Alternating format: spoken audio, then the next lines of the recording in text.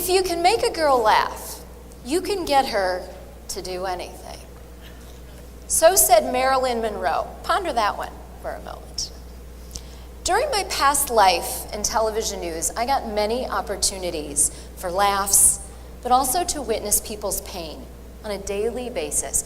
In fact, I was surprised how often people let me, my camera, my photographer, into their lives and shared things with me they would never share with their spouses, their best friends, knowing it's going to be on the news that night, but still, they shared these deep things with me. I will always respect that so many people in many cities around the country allowed me to do that. And in all those thousands of scripts I wrote, it was always funny to me that there were still things that would happen that were so unusual and unique, you couldn't script them. And a lot of times, they were pretty darn funny things. Let me tell you about one of those things. From one of my markets, my second television market. Picture this, Des Moines area farm. I know you're thinking hog farm, right? Hog or cattle. Anyone here from Des Moines area or Iowa? Don't be shy. Be proud of it right here. All right, sir. Let's give him a round of applause. Takes a lot in some audiences to admit that. But anyway, this particular story was on an exotic animal farm. If you could see it in Africa, you could find it at that particular farm. So we were done shooting our story for the day, not literally shooting anything there, but shooting the story, getting our B-roll, getting all our interviews, and all that was left was the reporter stand-up. That's TV lingo for when you see that reporter, pop up on tape in the middle of the story. The exotic animal farm owner, it's kind of a mouthful, asked me if I wanted to feed the baby camel its milk bottle.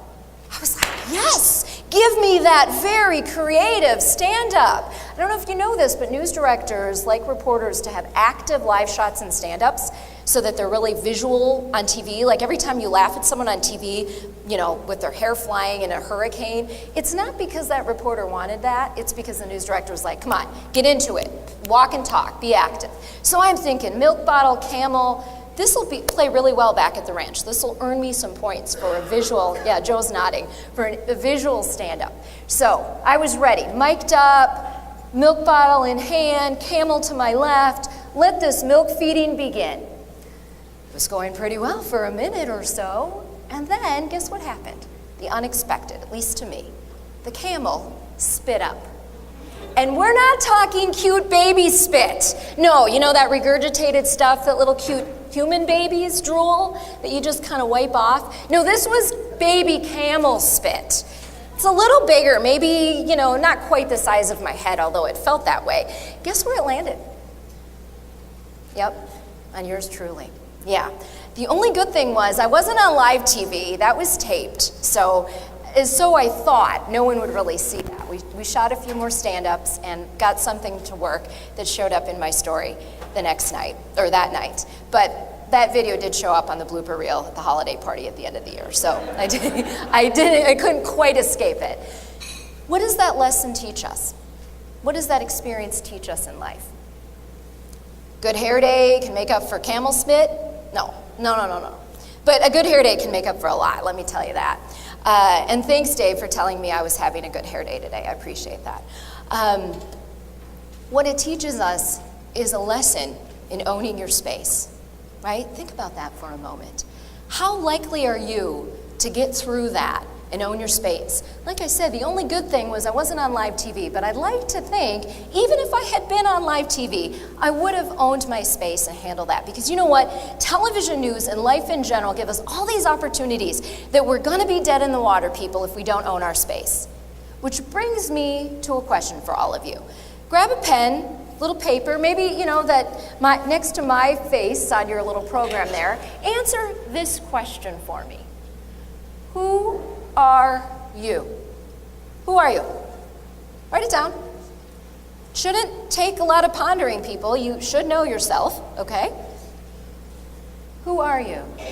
And by this, I don't mean what do you do for a living, but what do you bring to the table we call life? Now think about all the people who represent your brand every day. How comfortable are you letting them out to play? Think about it.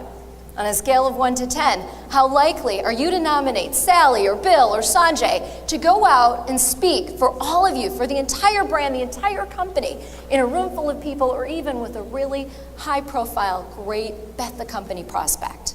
Think about that. I hope you rated them 8 or better. But the reality is, for business people today, powerful communication is one of the biggest challenges. No matter the venue, whether we're talking in person, face-to-face, on the telephone, emails, letters. Yeah, remember those things, letters? Has anyone written a letter this year? Or I guess it's only been a couple days. In the last year? Few people? Okay. So it's out there. You can be intentional with these letters. You and your colleagues have an opportunity to own your space, to really know who you are. When in that answer to the question, who are you? What do you bring to the table? Know who you are, and then this is key. Showcase it. Own your wow, people. Own your wow.